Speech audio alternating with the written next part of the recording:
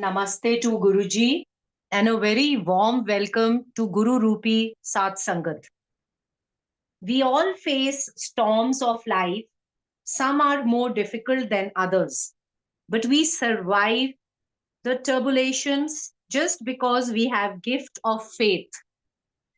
Today amongst us, we have a dear daughter of Maharaj who has faced so many challenges in her life and from a very young age.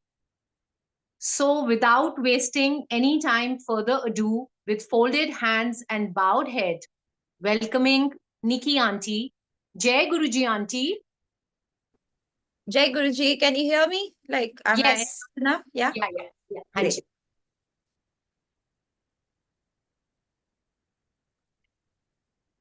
So should I do it with my camera on or camera off? As you are comfortable. Okay. So a little bit camera on, little bit off. Okay. Okay. Jai Guruji to everyone and to the Satsangat. And again, I think this is Guruji's calling that he gives these opportunities to, to come and to remember him. Because in our day-to-day life, it is so easy to keep forgetting what Guruji is actually doing for us at every second of the day, and how he's taking care of us at every second of the day. But we realize now that it has so much multiple reasons why Guruji had started and why Guruji wanted this to happen. One of the reasons, of course, is ki the Sangat needs to be uh, Sangat needs to know, and they need to be aware of all the blessings that have happened with the others. And at the same time, for the person who's speaking, also it is so important for us to remember and to be in gratitude and to be thankful to him for having done so much, for doing so much uh, right now and all our life. I cannot even imagine what our life would have been if, we hadn't reached Guruji or we hadn't come to Guruji. Today, the reason, like I had spoken about how I reached, through a terrible accident and I was in coma. And I had so many so many medical problems, so many issues, where the doctors, according to the doctors, science, there was a very different mode of treatment that they had recommended, which meant a lot of care, which meant being cautious, which meant being careful, which meant not exerting, which meant being on heavy medications, etc., etc. So they had a list of things that they had given me to follow. But here was our Guruji who had an entirely opposite set of, things to tell me. And the beauty of the entire thing was that I think I always say that the biggest blessing in life is to be able to understand what Guruji is saying and to be able to follow it. We are all human beings on this earth, and it's very natural for us to put our mind to use, to think about everything, to think what could be the reason behind it, or how will it work if we follow it like this. For example, being on so many heavy medications and being on steroids and being on, having so many problems and having a medication for all of them. When Guruji said that you leave your medications, um, the mind that Guruji gave, I think, me and my mother at that time, of not questioning him and being in so much love with him, that following him was just such a natural process. And it was so easy to just do as he was saying. I think that is the biggest blessing of my life and of our life, of our family's life, because uh, it takes years and years sometimes for people, for Sangat to understand Guruji's greatness.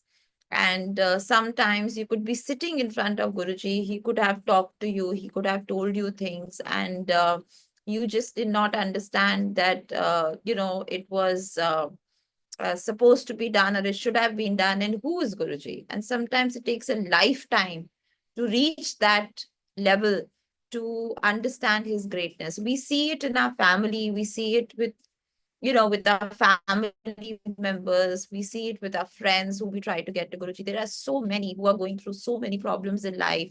But no matter what you do, no matter how many satsangs you do, no matter how much you tell them, they are still not able to connect. So that, I feel, this is purely, of course, we have to make an effort, but it is also got a lot to do with Guruji's blessings, that he makes your mind empty to take in whatever he's trying to give you. And once you can do that, once you can absorb what he's trying to tell you, what the blessings that he's trying to give you, or what is the direction that he's trying to give you, I think you've won half the battle, because it just becomes easier and easier. I have so many people who ask that how do you connect? How do you communicate with Guruji? And we know by far, by now, I think there is a universal language of Guruji that we all are talking and we are all aware of, which is so nice to hear, hear all around the world. That we know that each and everyone has his or her own personal connection. Nobody in this world can help you develop that connection.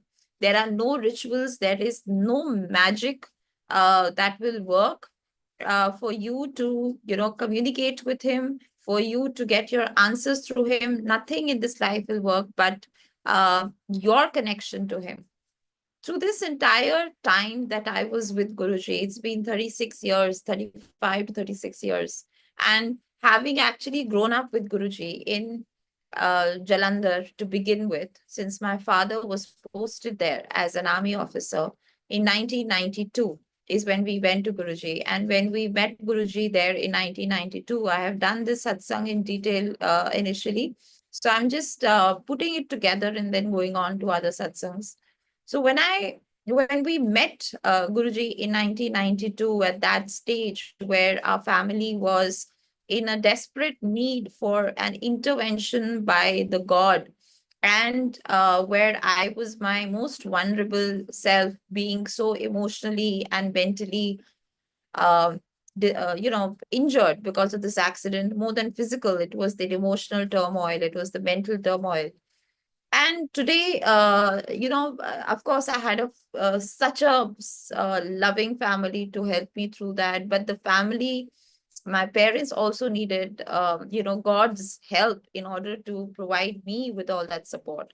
So Guruji's coming into our family at that time was so much multi directional. It had so many multiple reasons. And today, I just cannot get myself to talk about small miracles of Guruji, because I feel that we are putting Guruji in a very small radius, and we're just putting everything in a box where we are not able to do justice to the fact that to the fact that it was God in front of us. So if we all know what God can do, we have read stories as children, we know that he can do the impossible. And the main thing I always feel is that more than focusing on the miracles that Guruji has done or is doing, it is so important to look inside you as a human being and see that what are you doing as his disciple. I think that is a question that we all need to ask ourselves, because we just feel that it is our right to get to get whatever we want from Guruji. No, it doesn't work like that. You have to earn it. And through all these years with him, I know Guruji still puts you through a lot of tests. I still have so many tests coming my way. Life can never be a bed of roses. And it always has its share of struggles. Sometimes the struggles are a lot. Sometimes the question marks are beyond anyone's imagination. But at the end of the day, the prayer that goes out from my heart towards Guruji is that I do not know what to ask. I do not even know what is right for me. All that I can ask for today at this point, after so many years of learning and understanding, and growing in, in our connection towards Him, in spirituality, in our emotional intelligence, in our mental connection with Guruji, is that Guruji, please give us the strength to deal with what comes our way. Because in the beginning, we all stumble whenever we have hindrances, or whenever we feel things are not going the way we want them to go. We all stumble, we all question. So just make that questioning lesser as we go along. Just let us be in that state of, absolute calmness, of just understanding that all the flows of life have been created by Guruji. Everything that we are witnessing, feeling, going through, all of it has been created by Him. But we need to be patient enough to sit back and see and feel that flow. We are always in a hurry to see what is coming our way. And in that hurry, sometimes Guruji, our God, ends up giving us something which probably is not the right thing for us. And then we regret it later on. I have seen instances like this in front of me. There used to be people, who would probably ask for a child. We know this, that Guruji has given and blessed a lot of Sangat with children.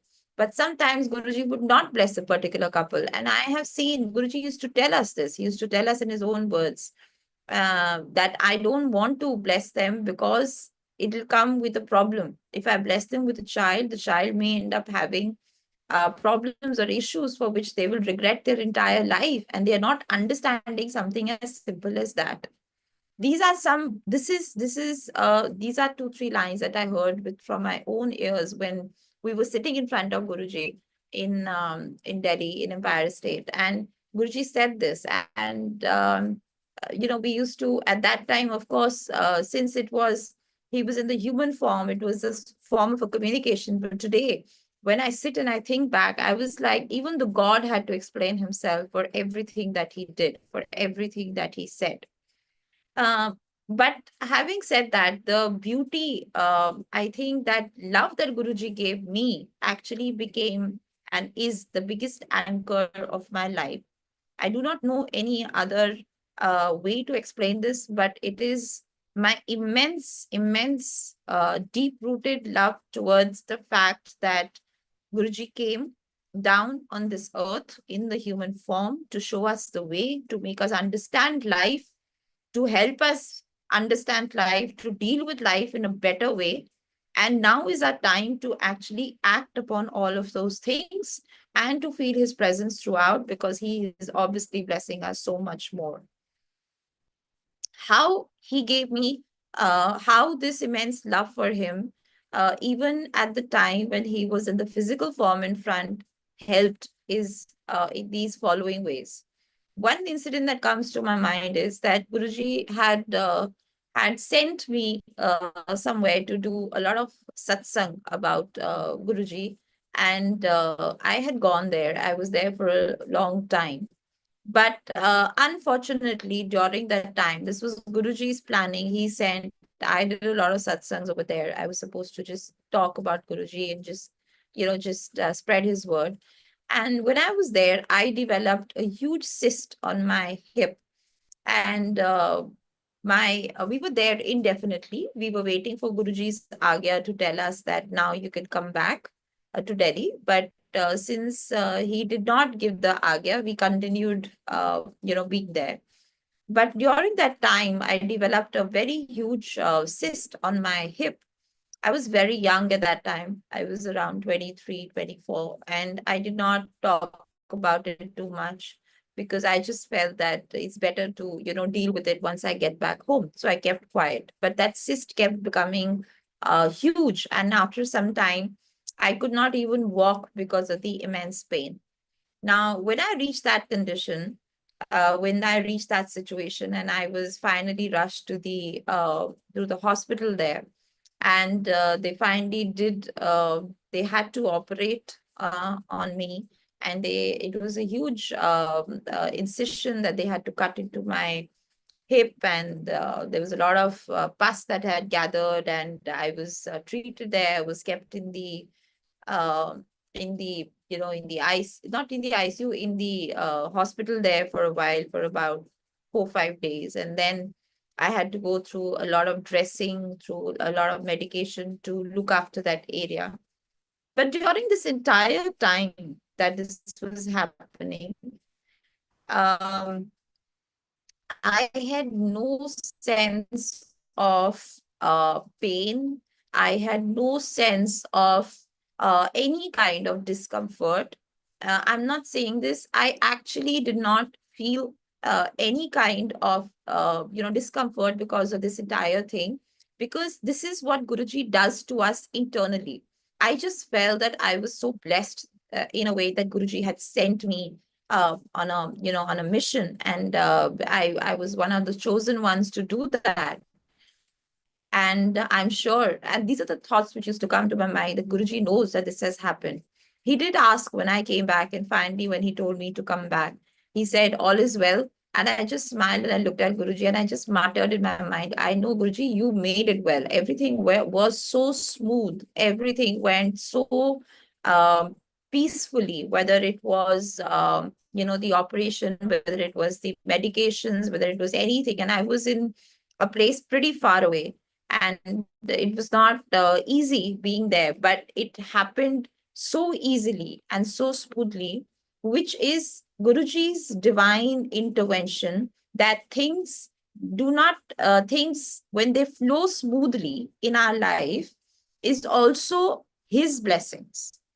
All the time we sit looking for miracles, but we fail to realize that maybe an operation that went well, maybe a day that went well, maybe us just being generally very healthy and being able to live this life in a decent, comfortable state. All this is also happening because of his blessings towards us. They might not be a miracle every second, but this fact itself, that Guruji takes care of so many things which happen without our even realizing, or without our even imagining that how did this happen, without any sort of discomfort, is a huge blessing. And this incident that happened made me, I was with my aunt over there, I was pampered, I was loved so much by all of them, I was looked after so well, that I just remember all of this today. It's a fact. And I don't have any memories of what happened on that accident, in the operation or anything. And the beauty is that I never questioned. And I think that is also Guruji's blessings, that it never ever came to my mind that why did this happen, or why did I have this operation out of nowhere.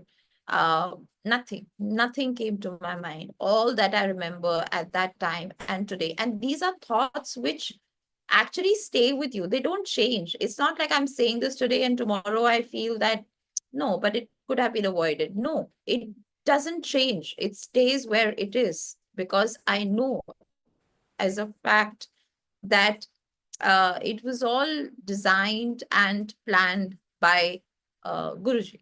And this is the beauty of how things are.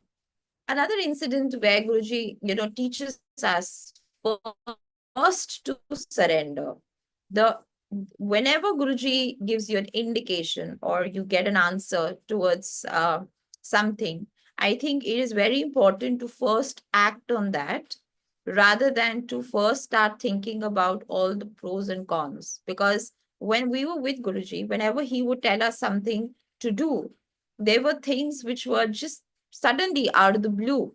And in any normal circumstances, in any normal situation in your life, you cannot just act without thinking of all the pros and cons. But Guruji taught us to do these things and to act upon them ASAP, the moment you got the message. That is another thing that we learned. For example, when I got married and I was sitting with Guruji in Empire State one day, it was absolutely out of the blue. I had completed my bachelor's, I had completed my internship in Gangaram Hospital in New Delhi, and I was working. And suddenly, out of the blue, with no preparation, Guruji suddenly told me that now you go and do your master's. It was just a statement that Guruji just called me and he said, you do your master's. I was absolutely not prepared for something like this internally, mentally. But again, I say that's the beauty of being with Guruji, that he made our minds such that we did not question him. And when he said that, my instant reaction to him was, okay, Guruji, I'll go. So he told me that you go to Bangalore and you do your master's, you study there. And the first and instant thought was that, okay, Guruji, I will go ahead and I will do it. And I started working on that. It's only when I started working on it and I got my admission that it really hit me. And I was, as a human being, I was very what do you call, scared about the fact that I am going back again to study away from the family. I had just been married. I was just about a year and a half, 2 years of my marriage. And we were coming to Guruji, and my entire family was here. And suddenly, out of the blue, Guruji is telling me to go. And I was like, how am I going to survive there all alone again? And I'm again back to college life. And I wasn't mentally kind of, ready for something like this. These thoughts were there for sure. But at the same time, the biggest thought that was going on in the mind was that, or the biggest thing that we knew that it has to be done. And I went and I finally, prepared myself and I went to do my master's to Bangalore. And once you take that step is when actually the miracles start happening. The first miracle that happened after a couple of 4 5 months, I was there, I was staying there. My dad, not even 4 5 months, I think in 2 3 months, my dad got posted to Bangalore, which was absolutely out of the blue. And that was one of his postings, which was the furthest from New Delhi. That was the only time we were like, little further away from Delhi. So my dad got posted to Bangalore. He had a fantastic post that he got over there. Why I'm saying this is because I had the best of time in Bangalore studying and being with my parents, because my dad and all of us, my dad's posting was so good, and we, could do so much, and we had so much quality time as a family, that is one of, the most enjoyable postings that my dad had.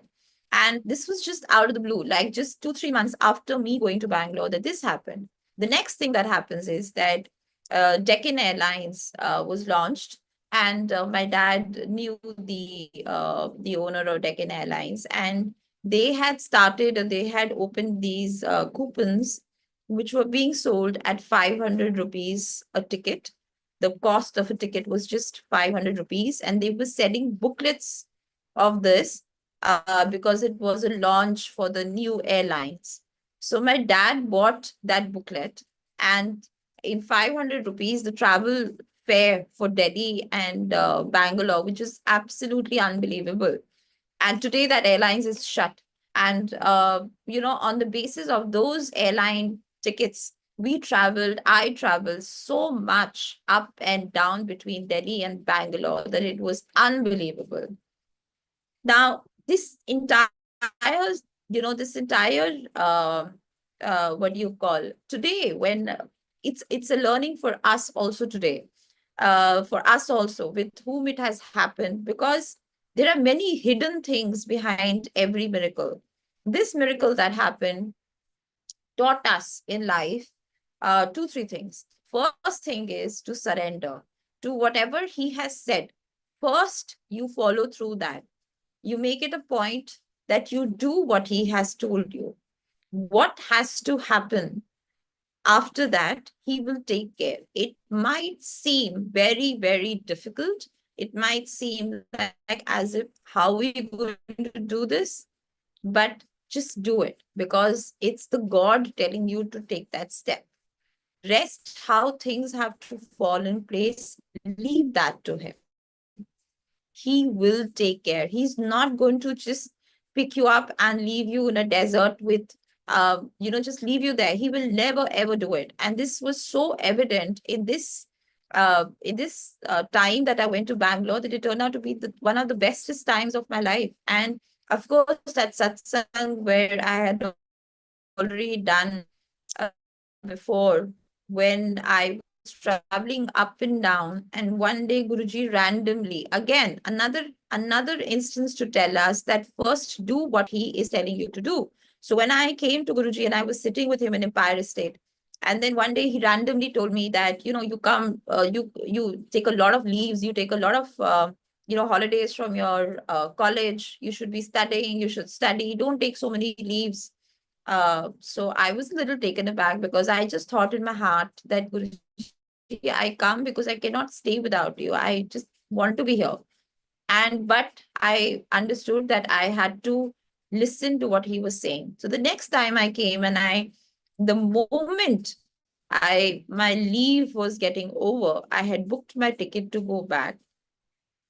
After I had booked my ticket to go back and I had done as Guruji had told me to do, that's the time I got Guruji's call telling me to come to him at the time of the flight.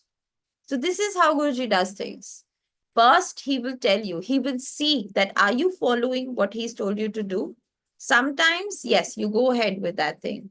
And at other times, what happens is most of the times, he intervenes or he comes in his entire godly essence at the moment.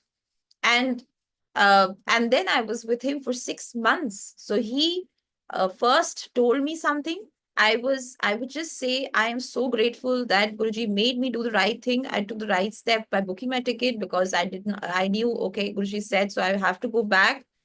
But how Guruji just made me do that, made me obey him, and then he changed the entire story by making me stay with him for the next 6 months before he took Mahasamadhi. I mean, this is huge. These things have been instrumental in telling us today that Guruji will never give your answers the way you want them. So if you're looking for an answer, don't expect them to come to you the way you want them to come. He has his ways. He will only keep checking and keep testing whether you are following what he wants you to do. And I think it's a very conscious effort at every step of our life to do it in that way that we just follow, and we keep in mind what Guruji is telling us to do. And I think these turn out to be the biggest guiding forces for us today. We don't need to do anything extra in our life. People, I also see people are wanting to do a lot of extra things and a lot of things here and there. But if you're Guruji Sangat, right? If you're Guru Sangat, the first thing to keep in mind, please go and do whatever extra things you want to do in your life. But if you are truly Guru Sangat, write down those 5 or 6 things which are universal truths for the entire Sangat, which is reading the Shiv Puran, listening to satsangs, attending satsangs, going to the Bada Mandir, and things like this, which are the universal truths for everyone. And try and understand and see, are you actually doing those things regularly? It's very important to do what Guruji has told us to do. And then you can add on whatever you think extra you want to do. Even the Light of Divinity, which was actually a book which was, uh, you know, uh, written down and which was mastered by, in a way, by Guruji, is a book that I think each one of us should read with a lot of intent. How this Light of Divinity, how our part came in is we had no idea how Guruji, what was it, what was going on in Guruji's mind. But this is how we realized that Guruji had started the planning so much time back. So we were sitting in Empire State, and Guruji just suddenly he picked me up, and I think he picked up a family, and then my brother was there probably, and my mom was there, and he said that he told me that you go and you write down all the blessings of the family and get them in a CD. And I did not understand, we didn't understand why Guruji was saying that. And not that our minds would work. We would never wonder why. We would just be always so, I think, just so happy and excited that Guruji had told us to do something. And I remember Guruji specifically pointed out and made us remember that, these 5, 6 satsangs are a must.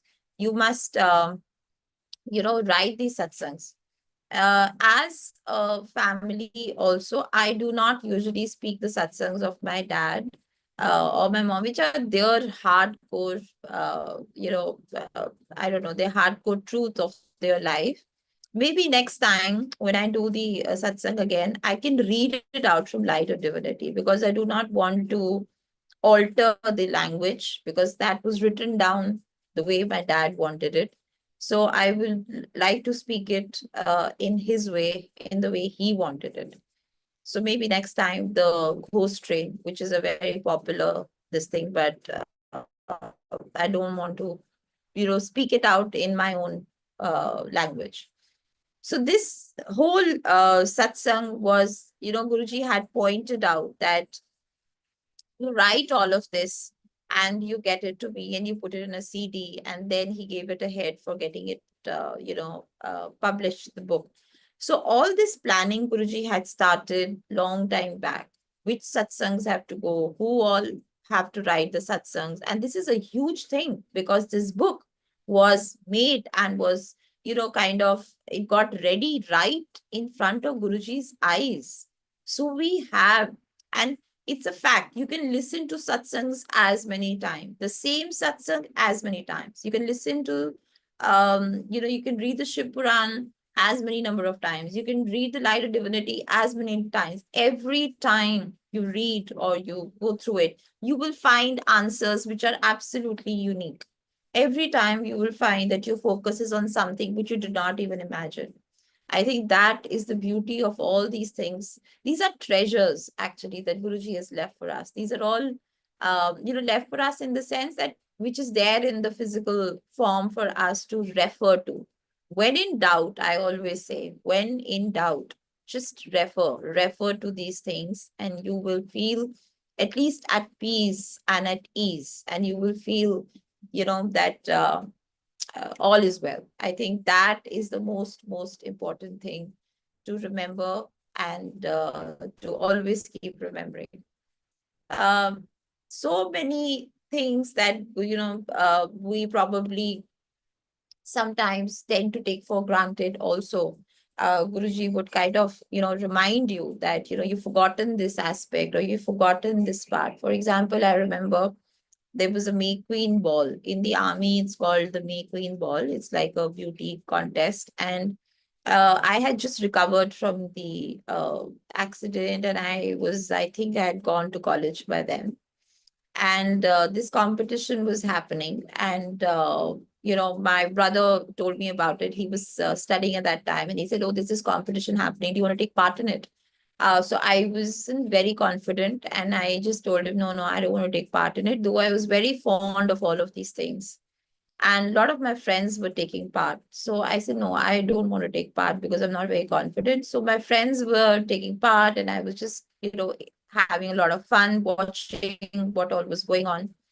But I honestly did not think of participating in this. And suddenly, I think something clicked in my mind, and I'm like, okay, let's just give it a shot. And it's a long story, but so I enrolled and I kind of went in for the competition and everything. And I didn't realize that I was doing actually very well in that. And finally, I reached the final three, and when we reached the final three, uh, the question that came to me from the judges was that what was the most beautiful moment of your life? And in that, I started narrating about Guruji. And I just felt that the audience, when you're standing on a stage and you're talking about guru and spirituality, not everybody is very um, happy to hear all of that in an atmosphere like that. But I just went on and on without a care. And on the basis of that, I was shifted down to being the first runner up. But I was absolutely elated and happy with the entire incident. But I just, it happened, I won it, and I did pretty well in it and all that. And that is about it. So I kind of packed up the whole thing and I kind of forgot about it. Now, when I came to Guruji the next day, and I came and I just matha tekod and as a normal, and then Guruji looked at me with so much pride in his eyes, with so much love in his eyes, and he said in his Punjabi style, "So you won it?" So I just looked at Guruji for 1 second. I did not even understand what was Guruji referring to. And then it struck me, oh my God, Guruji is talking about this. I hadn't even mentioned anything. There was no talk about it, nothing. And he was so, he was so, I don't know, he was just so happy that he told all the people around that, you know what, she won this, and you know what, she won this, and all that. And I was so red and so embarrassed. And the whole thing was that the whole reason behind this entire thing was that Guruji was trying to tell us that look how far you have come in life. I mean, from being completely battered in that accident, of reaching a point where we did not know where our what my future would be like, from being in a state of complete you know I don't know, just being completely out of confidence, having to question, myself, having to start from a scratch, whether it was getting my confidence back, whether it was facing the world, whether it was just being normal. Uh, Through this incident, Guruji was trying to, you know, tell us that look how far you've come and look how well you've done.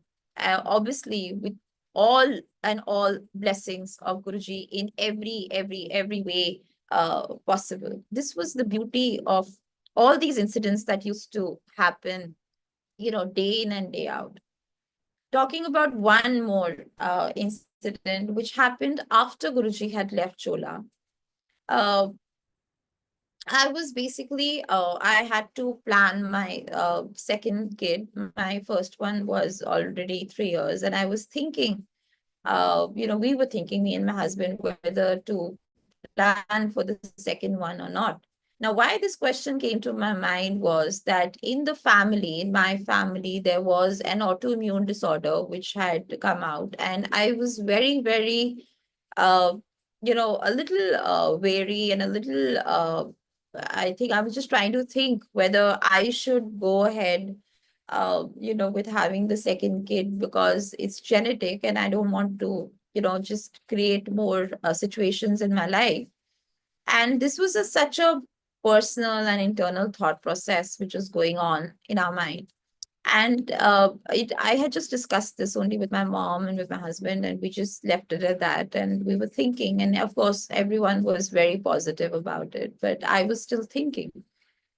And I reached the satsang in Delhi in somebody's house. And when I reached there, I was, we sat through the satsang, and the satsang reached the end, and the aarti happened.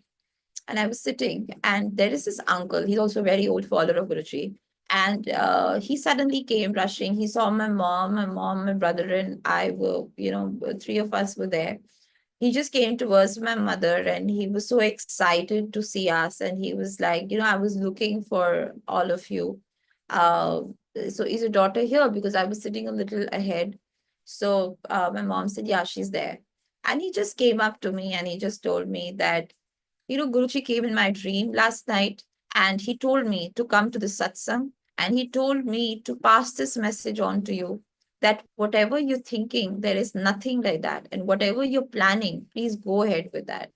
And the actual 4, 5 things that you need to do in terms of, medically just trying to take care for yourself. These are those 4, 5 things that you need to take care for yourself.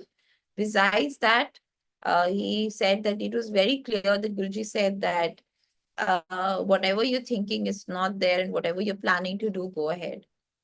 And I was in, like, this is the time when Guruji had started communicating through all these ways as well, and all these um, messages had started coming in, and we, I mean, it was a feeling which is beyond, cannot describe it.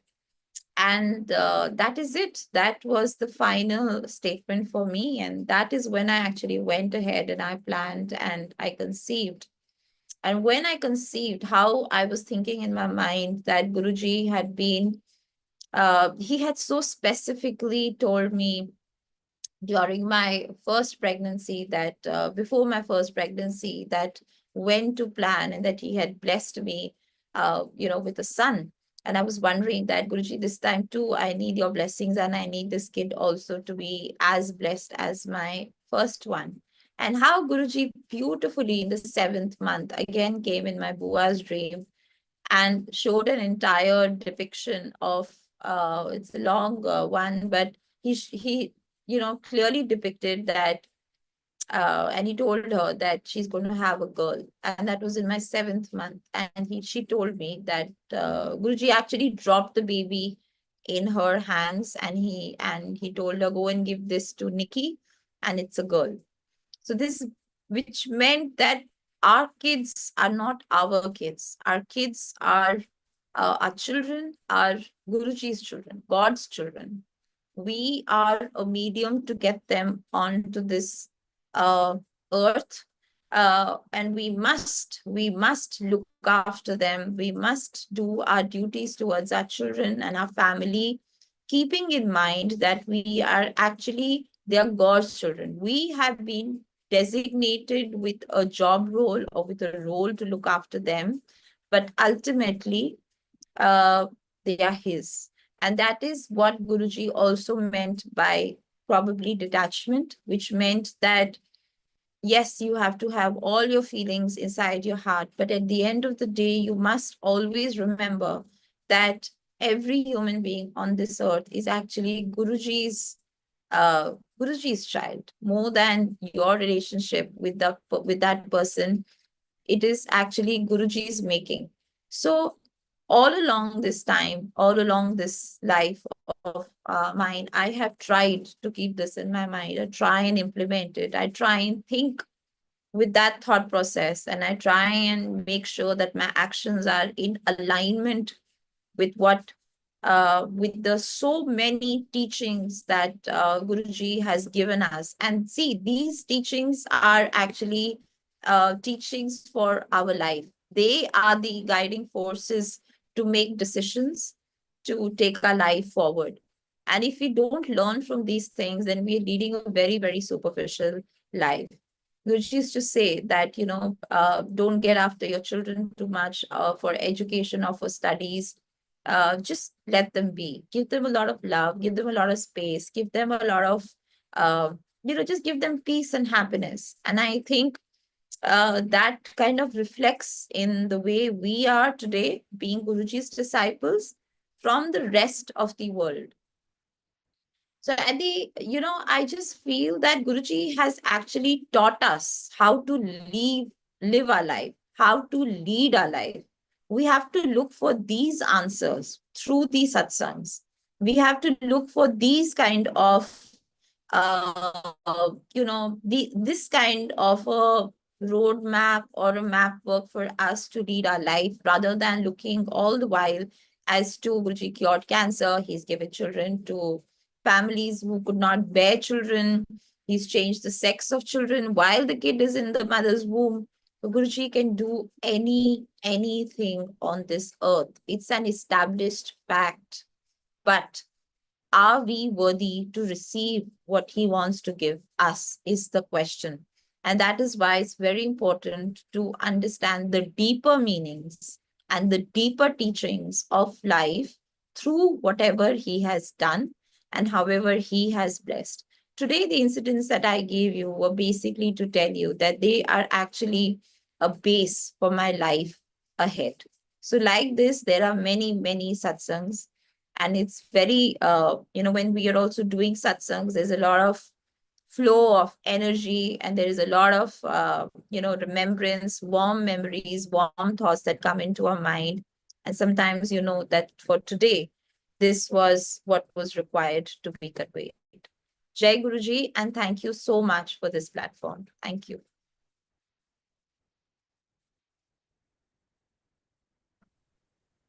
Jai Guruji, Shukrana Guruji.